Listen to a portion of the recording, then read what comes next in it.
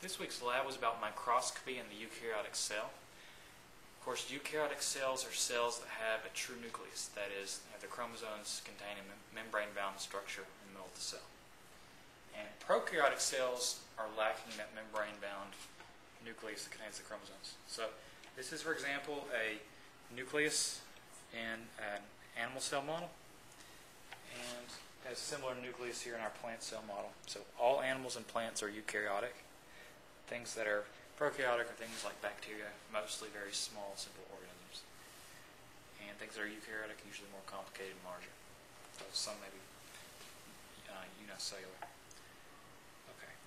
So for today's lab, I'm going to expect you to be able to know the different parts of the cell model, and I want you to know the different parts of the cell and their functions, and be able to recognize all the microscope slides we looked at in the lab, and be able to identify different parts of them. So let's take a look at the animal cell model first. So we have the nucleus, and inside the nucleus there's an orange ball which represents the nucleolus. Nucleolus helps manufacture ribosomes. Ribosomes are these little white bumps that are scattered throughout the cell. And ribosomes are very small structures that make proteins, and all cells have them. You'll notice that a lot of the ribosomes are associated with these green folds. These green folds are the rough endoplasmic reticulum, or the rough ER. What the rough ER does is it helps to modify the proteins made by the ribosomes. These structures are the mitochondrion. They look kind of like orange peanuts in our model. And what mitochondrions do is they are the site of respiration of the cell. So for that reason, they're frequently called the powerhouse of the cell. The cell will take in food like glucose, and the mitochondrion will undergo respiration and make ATP from the glucose. ATP is the energy currents of the cell, it's the way the cell transports and uses energy. The structure here is the Golgi body, or Golgi apparatus. What it does is it helps package materials with membranes prior to them being secreted from the cell. So if the cell makes something and wants to secrete to another part of the body, they go inside one part of the side of the Golgi body, get wrapped in membranes, come out the other, and they can leave the cell, and they're all packaged for their transport. Okay. The structure here is the smooth endoplasmic reticulum. It looks similar to the rough endoplasmic reticulum, except it's lacking those associated ribosomes. They are involved in manufacturing lipids and also in detoxifying substances. Okay, let's see. Inside the nucleus, you can see little coils of wire. Those represent chromosomes inside the nucleus. Chromosomes are the hereditary material of the cell. They contain DNA, and they help control the metabolic processes of the cell. Alright, let's see. So this is the final structure I want to point out, particularly on the animal cell. These are centrioles. They're a pair of rod-like structures. They help manage the microtubules inside the cell. Basically, there is an entire structure of microtubules, which are thread-like structures in the cell, and they are used for, among other things, transporting the chromosomes during mitosis. And so the centrioles will help manage those microtubules. Let's take a look at the plant cell model. Plant cell model, it's got some of the similar structures, but it's got a couple of unique ones. Plant cell has a giant central vacuole, which is a sac for storing fluid.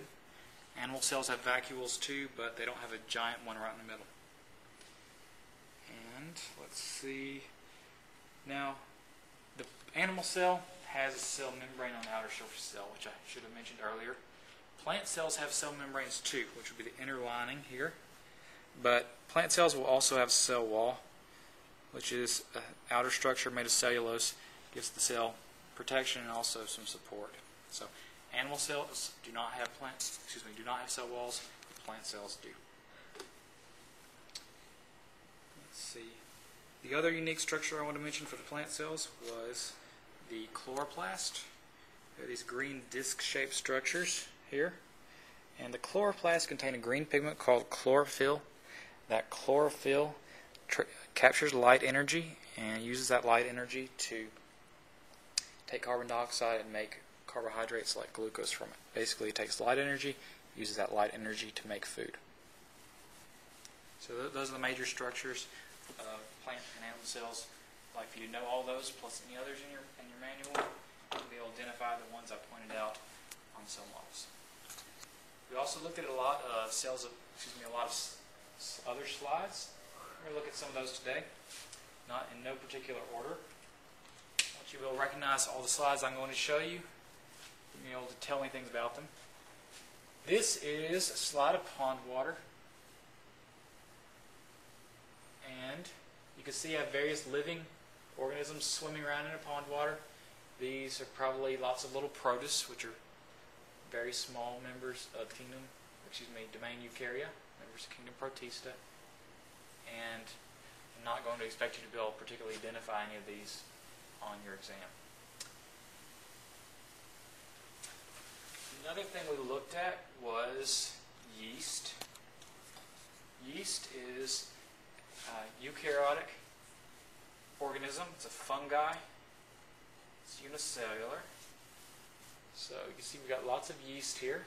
They're very, very small organisms, so we're going to zoom in on them some more. They're too small to be able to identify much of the way of internal structures. But if I show you a slide of yeast, I would like for you to be able to recognize it. There you go. Lots of very small yeast cells.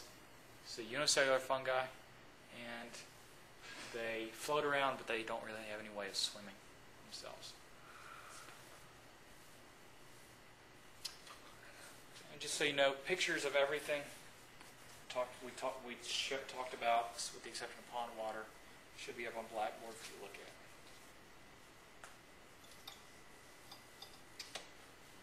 The next thing we looked at was potato.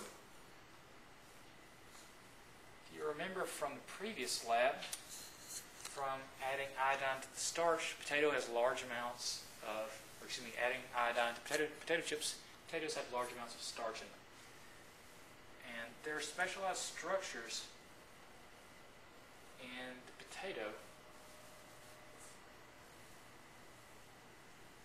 that store starch, and those structures are called leucoplasts.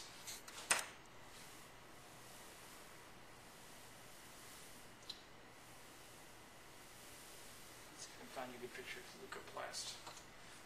So when you add iodine to potato cells, the starch will turn black or purple. It's pretty grainy, but we've added iodine to our starch, added iodine to our potato, and you can see it started staining the leucoplast black or purple. So this isn't a particularly good slide. So I would like you to be able to recognize potato cells, recognize the leucoplasts that have been stained with iodine.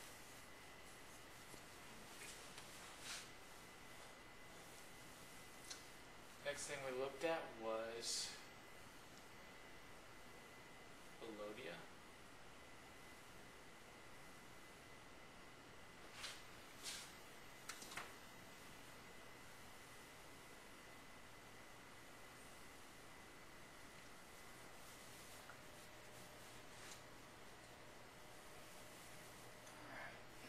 Melodia is an aquatic plant, so of course it has chloroplast and cell walls. So here we go. Look at this.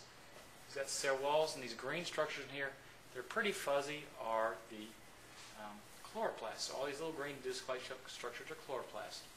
And you can see something pretty exciting going on. We have cytoplasmic streaming. Cytoplasmic streaming is when the cellular contents of the cell move around. And you can see the chloroplasts are floating around and circulating inside the cell. So that's cytoplasmic streaming.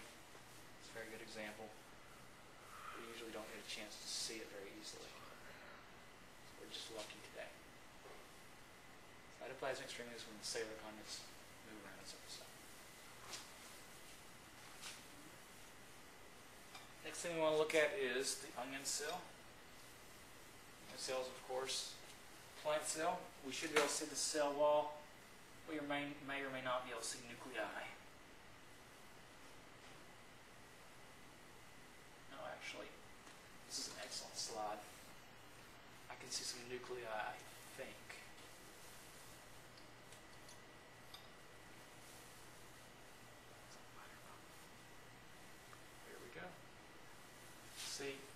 fuzzy, but you can easily see nuclei here. These spots containing chromosomes. And nice distinct cells with the cell walls with nuclei in them. So that's an excellent slide.